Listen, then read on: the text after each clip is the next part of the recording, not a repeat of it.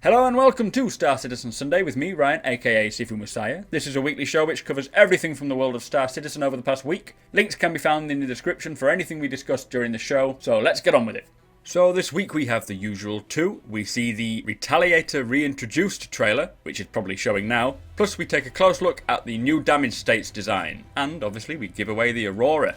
So, kicking off as usual, we have 10 for the chairman, and I think they're all included. First question is, can organisations hire NPCs into their ranks? If not, how else can organisations who are not active 24/7 protect assets such as space stations and ships? And Chris says that absolutely you can hire NPCs to protect your space stations, etc. He says not maybe recruit, but definitely hire to fulfill roles. He says you can have them guarding or being, walking around the ships, making sure things are going well. All sorts of stuff. He says, looking at the address for Squadron 42, which is something they had, like sort of a concept mission running, I think. They said they had 71 NPCs interacting during a non-combat mission. So this was 71 actual NPCs that were on the address. If you haven't seen the address, please check it out. I'm probably showing a picture right now because you should know what that is by now because it is immense. If you don't, that's what it is. 71 NPCs walking around, doing things, interacting with the ship itself during a non-combat mission. Very, very cool. This is like Squadron 42, I expect, is what we're going to see. Just so that when we are in the single-player game, they'll be interacting with things. It'll be living and breathing. You can interact with them yourself. Very cool. And obviously you can have your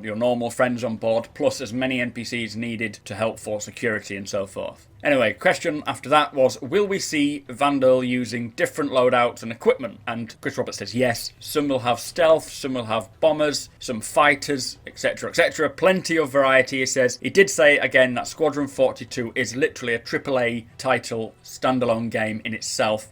Even if there wasn't the PU coming out, it would still be a game that they would release, as a separate game. But obviously we have the PU afterwards, which is even more exciting. He says April there is a performance capture, motion capture, etc. happening. So that is all for Squadron 42, which is supposedly coming this year. Hopefully earlier than the end of this year, but the end is what was quoted. Anyway, next question: can I fly from point A to B without using quantum drive? Now I like this idea, and he says basically it's this large world 64-bit, which we will hear about a bit later on, is allowing us to do this. It's a continuous space, so you don't have to go through separate maps and loading screens to get from one point to the next. He says they are very, very far apart. Although the universe is not one for one, he said it's about a 10th or a 100th size scale, which, I mean, to be honest, trying to make a scale map of the universe is ridiculous, but they've so far done what a fake universe. Obviously we don't know it all completely, but anyway, flying at normal speed, he says, would actually take you days to get from one system to the next, which is why we have quantum drive in the game. But it's possible, so you can just do it, set it on auto drive, maybe not quantum drive, and you can do whatever you want. He says he knows some people will try, but it may be boring, although it depends on what you come across in space, but not every single aspect of space can be filled with something exciting. He says the system can handle it, and then you will eventually get to your destination. But if you want to do it, then so be it. I may even do it if I just want to spend some time in space when I'm waiting, I don't know, hanging around, got nothing to do. Anyway, next question. What happens if your comms and your engine are blown up and you're left floating helplessly in space? Chris says that they don't want people to just be floating around. He says there may be an auto rescue after a certain time scale, which is undetermined as yet. Also, if you eject, the same thing will happen. He did say that the flight suit may have an added beacon already in, and then that will send out missions, generate missions for real people or NPCs to come to your rescue. So, you could be a mission for someone, and this is how the missions are generated by real players' actions. So, question after that was to do with the performance changes in engine with different updates. He says that 1.1 is bringing tweaks to the IFCS, which is your in-flight control system. He says there's going to be more stability to the flight issues, adjusting the thrust and the mass sort of, to balance it out. And also ESP on and off toggle is available. But that was a bit of a broad question, and I think I messed that up. Anyway, moving on. Can we replay Squadron 42 missions in the sim pod? Here's the next question, and Chris says the idea is, you will obviously be able to replay the missions as and when you want. So if you've completed the game and you think, right, well, I just want to go back into it and play it again because it will probably be quite exciting, or you maybe play with friends. He didn't say anything about it being in a sim pod, but he did say it's probably a nice idea. They may do, they may not. It's one of those things that is sort of, by the by. But it might be an interesting way to get into the, to get back into playing Squadron 42. So the question after that is, what other weapons other than guns will we see? Now, I like this question because I am am a martial artist. I do Wing Chun Kung Fu, and they did go on to say that there's going to be hand-to-hand fighting and FPS brawling, which in itself is exciting, but he did specify that if you maybe go to like a Tavarian dojo, you may be able to learn extra moves that someone else might not know, but they might know different moves, and it'll be an interesting fight scheme. Now, to me, this sort of says, will there be like a fight club or maybe an esports like boxing or MMA sort of style thing going on, which is pretty cool. It'll be like sort of Shenmue if you've ever played that game where you had to go around Hong Kong and learn different martial arts moves and stuff. Really, really cool. So hopefully we can have gambling, back alley fights where you bet on one person or on the other person, or there's a big national esports event going on for fighting. Very cool. He did also say we know of the crossbow, which has been confirmed. Other melee weapons like knives. He did say, because I think that it specified whether swords or hammers will be available, and he did say not sort of early on first thing, but down the line you never know, there may even be fencing. Who knows? But a very exciting question. A very exciting answer, should I say. So yeah, tell me your thoughts on that. Anyway, the question after that was, how are resources handled? Once, say, an asteroid field has been mined completely, will we have to wait for it to respawn, or will a new field be created elsewhere in the same system? Chris says that the plan is most elements are persistent. Fields will go for a long, long time, so they'll take a lot of time to be mined fully. He also mentioned that there'll be a lot of asteroid fields that aren't actually marked on the map, and they'll be discovered by yourself or other people and then made aware to everyone else, or maybe just kept for their organisation. So there's going to be lots around. He says don't worry about running out of things to mine, but obviously this plays into the prospector role where you could go out and find asteroid fields, then maybe lay claim to them, or letting the UEE mineral rights know, which is something he said, which we don't really know much facts on. But he did say they're not planning on fields regenerating because, there will be so many, but he did say longer term they may do so. We don't know yet. So the question after that, which I think is quite an important question, is will scans reveal NPCs to real players? So will you be able to determine whether they're real players or just NPC players? And he says once you're close enough, you may know due to the ID number, which I would assume is like the handle, because if there was Mr. Poo Poo Pants flying around, you're going to know that that's not an NPC that has been created by the game. So it helps to have an in-fiction name, so you may be able to blend in. But he did say that if you're kind of at a long range from the opponent or from this person you're scanning, it may not tell you exactly who he is. So, which is pretty cool. I mean, I'd like to be able to go planetside and blend in, because if you are being hunted by a bounty hunter, it would be so much better if they could just look at your face and determine whether it's you, rather than your handle, or just search for you over a scan across like a bar. But then again, if you're a bounty hunter, it could be a complete nightmare trying to find one person out of millions who just looks like someone, because who knows. Anyway, next question. Again, please tell me your thoughts on that one. I want to know what your opinion is. Should we be able to determine real players from NPC players easily, or should it be a bit more difficult? Anyway, how is the 64-bit progressing? So that was the final question, and he says 1.1, when that drops, hopefully this week, or over this last week, we will be playing, a lot of it will be the 64-bit engine. You won't be able to appreciate it because it's all the old maps, so there's not that huge scale to them, but it will be required for the multi-cruise ship. So a lot of it is 64-bit, but things like rendering and the 3D pipeline will be still at 32-bit, and it shouldn't be a problem anyway, because he does say that most GPUs are running at 32-bit, so it's kind of irrelevant. But he did go into sort of great scale explaining the behind-the-scenes stuff for 64-bit and other systems, which I kind of understand, but again, I just trying to put it into words, I just cannot do. So check the link below if you are interested in that. But it's coming along well. We'll see it in 1.1, maybe not obviously, but it'll be there. Anyway, that's 10 for the chairman. Tell me your thoughts on everything asked. What are you excited for? What are you not excited for? Right, so on Around the Verse, number 34 this time, we started with the Empire Report, and here it is. On the next Empire Report, death tolls rise on Karen 3 as the Civil War continues unabated. With the Senate's peacekeeping efforts proving to be in vain, is it time for the Navy to step in? And should consumer ships be allowed to carry military-grade weapons? Hear one mother's plea. Plus, Citizen Day. The season seems to be starting earlier every year. We talked to noted historian Jung Tao to see why that might not be such a bad thing. all that and more on the latest Empire Report at 2200 SET. So again, another really cool Empire report, and they touch on military weapons on civilian ships, which is something we heard in 10 for the Chairman, and also Citizen Day. So I can just imagine going down maybe to Terra Prime and there being banners up, people celebrating in the street. I don't know what Citizen Day is. I think it was something that was put to them from the community in one of the lore builder events. Very cool. Hopefully we'll be able to celebrate Citizens Day together. Anyway, on to Around the Verse. So Sandy and Ben as usual. Moving to news from Around the Verse, as they didn't have much to say. CIG Santa Monica, they started with explaining the P-52 Merlin, which is the Constellation single-seater fighter ship, which is to protect your constellation, is undergoing a model update, as we know, because the Connie is being reworked as well. They're needing to update this to help fit into the constellation.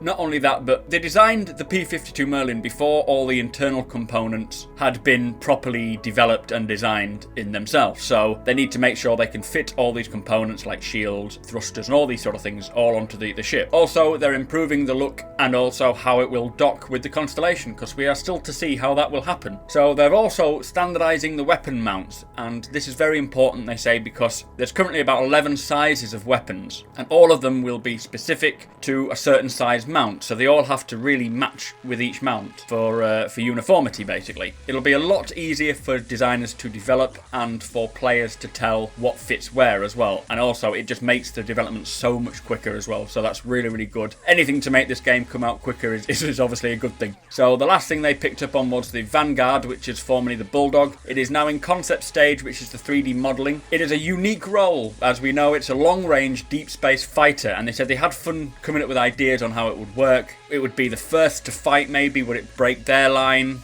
Would it trick the line? Or would it, just report back with information that it saw? Basically, you'd send this straight in, because it would be quick, I expect. Check out the enemy force that you're up against, and then report back, perhaps, and tell you where its weaknesses are. Very cool, and a very specific role for a person, not just the ship. You need to be quick, you need to be nimble, and you need to be able to get in there and get out without getting too much damage. So anyway, over to CIG in Austin. They are working on props, and apparently the first prop, or one of the big props, is a giant radar prop for space stations. Now, this is apparently going to be massive, with lots of attention to detail, and it's going to be one of the things we'll probably see common on the big space stations. Also, they're working on the bartender, and they've got a lot of that sort of fleshed out and working, and we should see him on the social module, so we should be able to have a drink together in the social module. That'll be awesome. Also, they spoke about events, and I'm sure we'll hear about this more down the line, but there's PAX East happening on Saturday, so tomorrow. It is now Friday for me, and they say it's all hands on deck getting that set, and also the South by Southwest party is also happening, and they're just getting ready for things like that. Now, the most exciting thing CIG Austin had to say was to do with alien languages. If you don't know, obviously we have the Vandal, the Tavarian, the Banu, and the Jan, and they are all going to have actual languages. So languages that, will be created by real linguists for people to learn, that they will speak in the persistent universe. So you will actually be able to speak these. And apparently they said we heard one language, but they didn't say what it was, and we didn't hear what it was. But they said it just sounded like choking. It could be like a...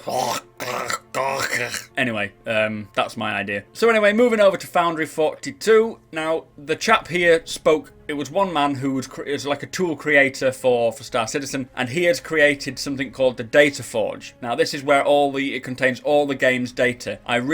He did explain it in great depth, so if you are interested, please check it out. I'll hopefully put the time in the description. If not, put it in the comment if you're interested, and I'll find it for you. A lot of it I didn't understand. Some of it I did, but I just don't know how to put into words. So if you are interested in what he had to say, please check it out. So from there, we went to Ilphonic in Denver, and they say they are putting together the FPS Meta game. You know how you unlock armor, weapons, ammo, attachments. They were also working on stats so we can see things like leaderboards, and they are definitely quashing a lot of bugs, they say, ready for PAX, where they will be showing us a zero-G environment, they said. They didn't say what it was, but I'm pretty sure we know it's the Battlesphere. I'm sure it's been said somewhere, and to be honest, that's the most likely option. So anyway, Will with the most valuable post, and this week it goes to Crash for his Android app, which shows you every ship in great detail, the stats, the information, and apparently he keeps up with the pictures that are being released on each ship, so you can see it all in one consolidated, well, on your phone, basically. I hope to God he does it for iOS, because I would love one. Also, another mention for another org, it goes to a group called the Musicians, who,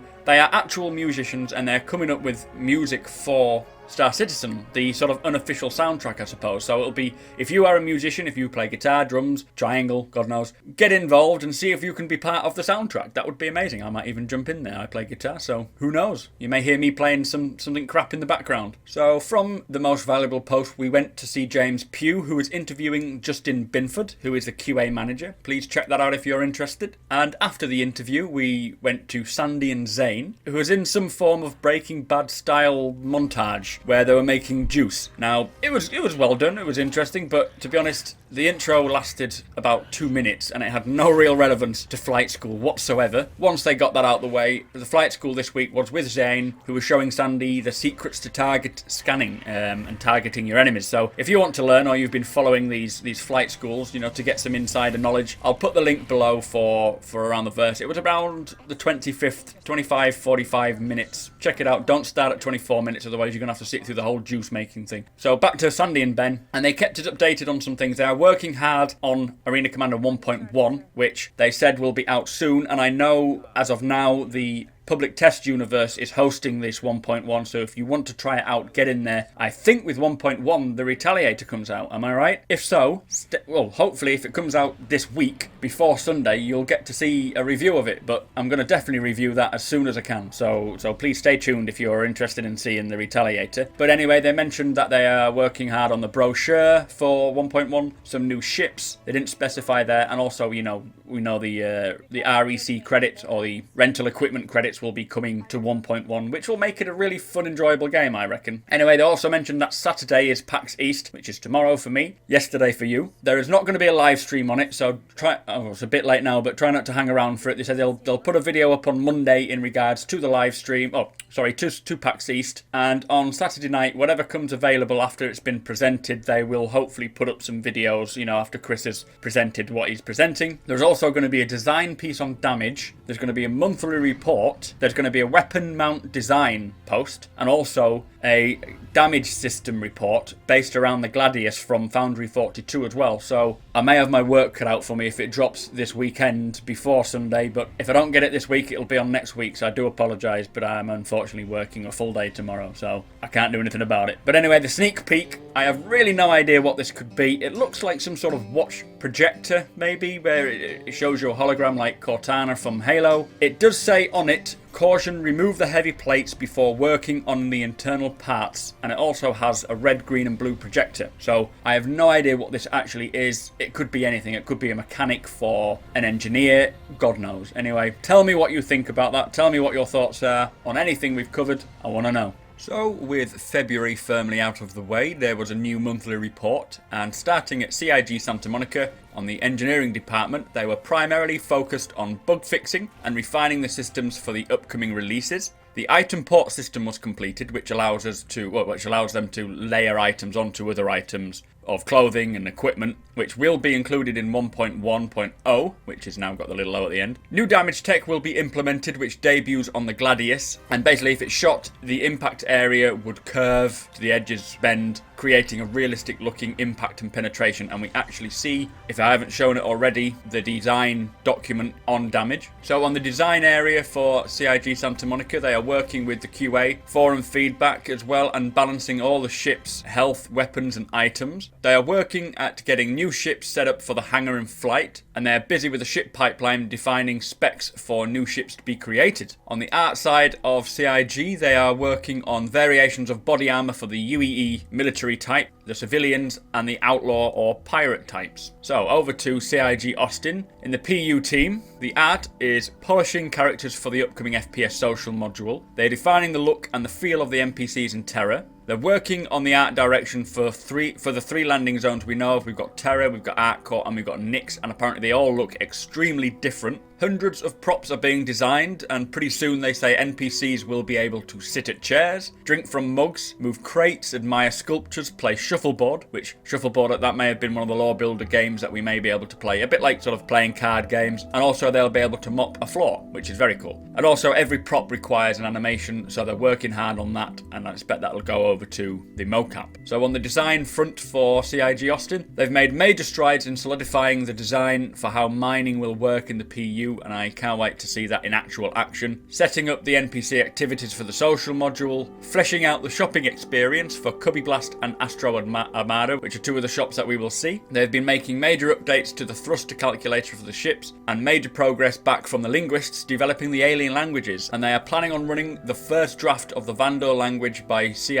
Chris Roberts soon. Sorry, I'm reading what I wrote. Now, they did say before on, I think it was around the verse or 10 for the chairman, that the choking sound of one of the alien languages is what they heard. So I can only imagine that the Vandal will have their sort of choking, which I've done before. I'm not going to do it again, even though I just did. So, engineering. It was said that Chris Roberts was wowed when he saw the early demo of the Universe Simulator up and running, which is very cool. Progress towards the first iteration of the multiplayer hangars is looking swell, they say. They have reached a point now where players can visit friends in hangars, and hopefully we'll see that very soon. Also, they have the chat and the emotes incoming for the social module. So the base chat service is now in place, but will continue to be worked on until they have a solid first iteration to give us. Programmers have been working hard on AI toolsets, which will really bring the universe to life, they say. Didn't specify how. They're able to get the ball rolling for putting the plan together for real player persistence as well, which again, didn't explain much on it, but it kind of speaks for itself. So QA are testing for the upcoming FPS module, and they're working on the new tutorial mode as well, which is pretty cool, which apparently will drop with 1.1. IT operations have continued the relentless pursuit for better performance in the build development cycle. Over to Foundry 42 and the design side, they're starting to see the Squadron 42 campaign come together well. There's lots and lots of focus on the upcoming motion capture shoot. The start of the Squadron 42 campaign will apparently be flying off of the Idris frigate, which is something new, and apparently the grey box version populated with the AI felt satisfying and believable, they say. So they're making good progress on the rest of the chapters. Good progress on the Arena Commander tutorial element, released with 1.1. Leaderboards now have the addition of rating and multiplayer free flight, working very well apparently, so that's cool. We get to play free flight together and focus on improving the holotable usability and functionality. So engineering, they're developing a couple of new modes for Arena Commander 1.1. The first tutorial system, which is a teacher pilot showing maneuvers for the player to copy, probably following in transit. And yeah, second is the free flight mode for the multiplayer, which allows people to hang out without having to engage and, you know, take shots and avoid people. It will also apparently be the first time they show off the new takeoff and landing systems, which I'm very excited for. So they're working on the conversation system, which is coming together well. The difficulty is getting the player to realise that someone is wanting to talk to you without the obvious speech bubble above their head, but rather by their body language, which is very, very cool. So someone will be making gestures to try and get you to talk to them. They say it's difficult because if it's too subtle, you won't notice, and if it's too much, it just looks weird. So again, very, very difficult to get it sorted, but it'll look fantastic. So ART have been working on concepts on all fronts, with characters, ship interiors, ship exteriors, props, etc., everything basically. The environment team say that the Shubin Interstellar interior set hit grey box complete, which is very cool, and they are building the PBR master shader library for this set. So the PBR is the physically based rendering. This is what makes metals look real and other materials look superb. So the ship team, they are working hard at getting 3 ships finalised, either for hangar ready or Arena Commander ready. So they didn't specify there, but I think that, you know, the Gladius and the Gladiator may be flight ready. The Retaliator will be hangar ready. Will we see the Cutlass? I hope so, but they haven't mentioned it. So anyway, the release of the first pass of the new damaged prototype, again, we'll see that either already or later on. The Gladius is being prepared for flight ready state. Now that'll be a beast. And also they have the long awaited hangar release of the Retaliator. We've seen the video already. I will play it again later on. Very, very cool. I really cannot explain my excitement for this ship. Anyway, once these ships are complete, they're going to go straight into the capital ship production and the final production of the Starfarer, the Idris and the Javelin. They are very, very cool ships. They say it'll be a huge job, so please be patient. And after that, they say that the focus is on the Vandal fleet and the revamp of the Bengal carrier. So once we'd finished with Foundry 42, it was Behaviour's turn, and they say lots of effort is gone towards the social module, you know, populating the shops, the maps, and bar glasses were cleaned. So there was a lot of effort there. Anyway, more effort towards planet side is being put in as well. The outside say that work has begun on the paper layout for additional Terra sectors. I don't know what these sectors are. They have polished old shops while optimizing performance for each. Art Court was revisited to merge new shops, polish the visuals, and make sure the frame rate was was stable, which is very important. Nick's paper layout and white box was finished. They have spent time dressing the tutorial map. They have also refined certain key areas of Levski, which is the former mining colony on Nyx, such as the Grand Barter. Now this is apparently the TDD equivalent, sort of represented as a flea market, which sounds pretty cool. So on the UI side of things, they have continued work on the chat UI, the contact list, and the multiplayer hangar UI, plus various logo design tasks, decals, and the pause screen. So hopefully the pause screen will be a bit more up to date. There's new mock-ups on the new improved holotable experience as well, which should be pretty cool. On the programming side, they have improved the stability of the multiplayer hangar and are looking into the multiplayer planet-side experience. Time has been spent on the chat implementation. Also slight work on the Mobiglass, which they hope to demo soon. Again, I cannot wait to see the Mobiglass. And soon we'll get hands on a few of the holotable changes, including control customization, which is helping with auto filtration and sorting. So over to Ilphonic, and the engineering side have been squashing bugs like there's no tomorrow. They're polishing the zero-G push and pull system, and lots of work onto the HUD and the UI elements to support the FPS game modes. Now the art side again have been sorting bugs. They've been finishing touches like lighting and performance tweaking. Final models have been done on new weapons and gadgets. Now the animation side have been working crazy hard with every animation needed, obviously for all these different elements in the game. And again, squashing bugs. Design, again, bugs have been squashed in design. They are tweaking the weapon balance and they are playtesting all the levels. They say progress on new games modes and maps, which will come after the initial FPS release as well. They're getting progress on that. So the visual effects, there's new ones for the grapple, and all the weapons effects have been revisited and polished to make sure they're looking fantastic. So over to Turbulent, who are responsible for the new Fly Now button on the homepage, and apparently in February there was 10,000 new backers. That's incredible. Also, they're bringing the new storefront thanks to the REC, so you'll be able to manage your gear and the credits you earn directly in the website from your sort of My Account section. They also brought us the Orion minigame, and they are still working on the star map, so they have had a lot to do. So over to Moon Collider, who are responsible for the AI. The design side say that discussions are now on to improve some of the areas of the AI framework, like the behavior tree and the higher level task systems. Improvements to the cover system have been made, and linking different parts of the level together with, say, ladders and climbing in general. So the engineering side have improved the AI code for the social module, and there are improvements for the AC, or the Arena Commander 1.1, which is the focus on the tutorial, they say. Anyway, that was the monthly report. It was a bit of a quick fire thing because I'm trying to condense them to make sure that we get as much information in as little time as possible, because it would be pointless if it was spread out over hours. Anyway, tell me your thoughts on this. Would you like me to slow down a bit more? Let me know. Let's move on.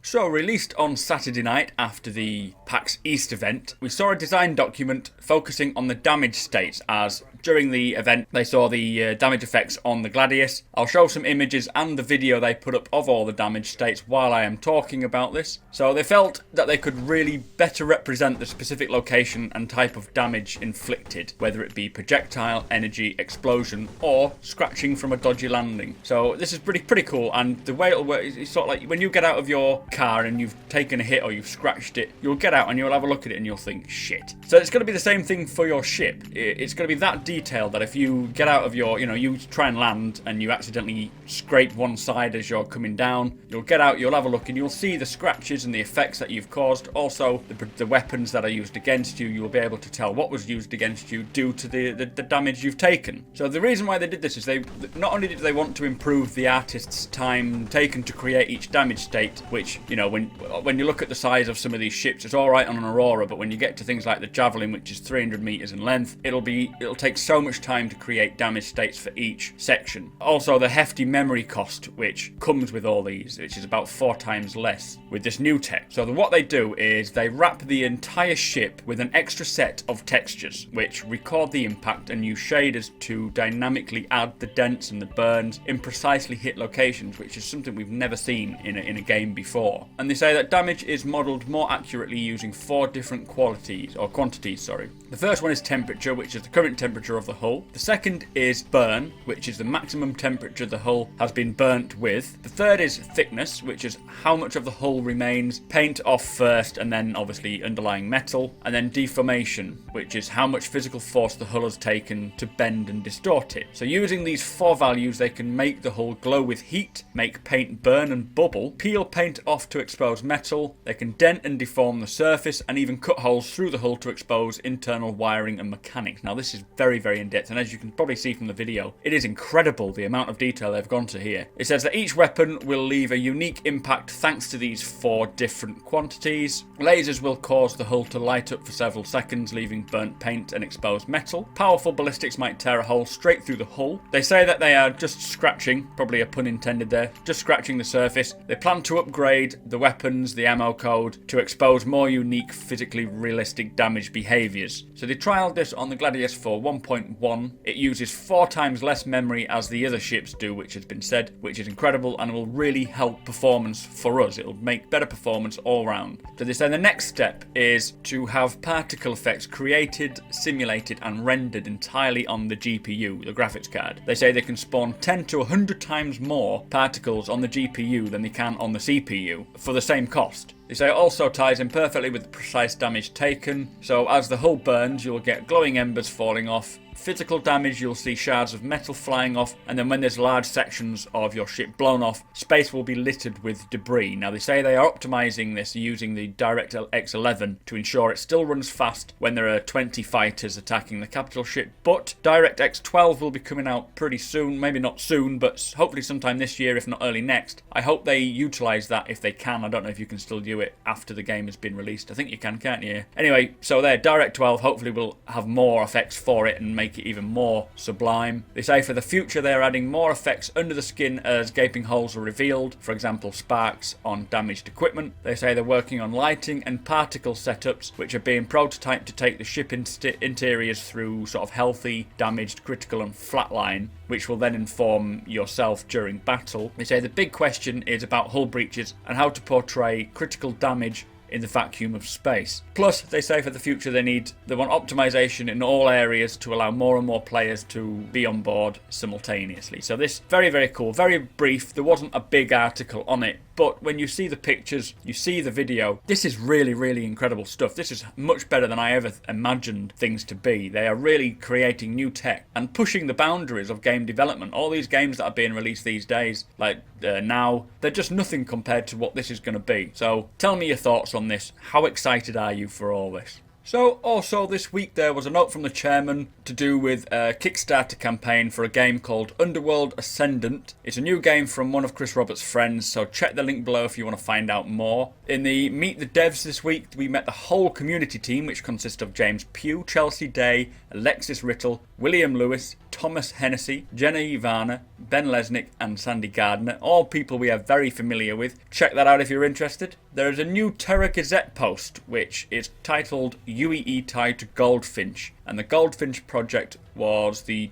Origin Jumpworks research and design document which was stolen. I've read half of it so I can't really comment yet, but again check it out if you're interested. Very cool, and it's nice to see, you know, the Terra Gazette being a in-fiction newspaper, I suppose. There was a new fan spotlight, this time on Lego ships. We saw a while ago that someone was putting the idea of a Lego Hornet to Lego, which I believe they needed 10,000 votes and they got it. They got the 10,000 votes, which is used for Lego to approve it. Now they have to look at it, Lego, and see if they, you know, if they think it would sell or not. This article features 4 more ideas needing your votes, so the link's in the description if you want to see Lego ships. There was also an update to the Help the Herald post. We now have the image released, and if you follow me on Twitter you will have seen it already. It was the Starfarer cockpit. I'll show it again now so you get to see it. It's really small in comparison to the ship itself, but there you go. But yeah, don't forget to follow us on Twitter. Obviously you get to see things quicker. The final post we got this week was the reintroduction of the Retaliator, which I've shown the video first thing. I will probably play it again because I'm sure you don't mind. We'll do a review of it as soon as it comes out. I might even live stream it. I might do a video on the Retaliator separate and then live stream the 1.1 so you can see all the different updates. Follow me on Twitch at SuperMacBrothersRyan if you want to see it all. Right, so it's giveaway time again. As you probably know, this week we have been giving away the Aurora LN, courtesy of Robert Smith, a super duper guy who is a subscriber and a patron. Thank you, Robert. To stand the chance of winning this, you were asked to comment below in the last week's Star Citizen Sunday, letting us know what career or role you are most looking forward to. Thank you to everyone who entered, got some really cool comments, but unfortunately, as you know, only one can win this week, and that winner is Joe's Got More. And he said, sweet, looking forward to exploration, jumping into the black with my friends as we find anything from derelict ships to new planetary systems. Very, very cool, very exciting. Thank you very much, you are the winner. A shiny new Aurora LN will be on its way to you. Please contact us with your RSI handle and email associated with said account, and I'll get an RSI rep to drop it off. So if you didn't win, do not despair, as Robert has kindly provided us with another Aurora MR game package. This comes with your Aurora MR, obviously, the Selfland hangar, starting money of 1,000 UEC credits, or UEC, sorry, the digital Star Citizen manual, 3 months insurance on your ship, beta access, Squadron 42 digital download, and the Star Citizen main Position Universe digital download as well. So, to stand a chance of winning, please be a subscriber and tell us below what you would name your ship. If you've probably already got a name for it, let me know. What would you call it? Anyway, you have a week to get your comments in, and the winner will be drawn using a randomizer ready for next week's show. So good luck. Right, well that's your lot for this week. Don't forget to follow us on Twitter at SuperMacBrother to hear news and updates on Star Citizen throughout the week. Follow me on Twitch at SuperMacBrothersRyan, as I hope to show off 1.1 when it's released. Maybe take a look at the Retaliator as well. If you want to help us grow as a channel, please click the link provided to our Patreon page. This will help us improve the quality of our videos and produce them more often. Don't forget to subscribe for more Star Citizen content. Show your love by hitting the like button, comment and share if you can be bothered, and I shall see you in the verse. Thanks for watching.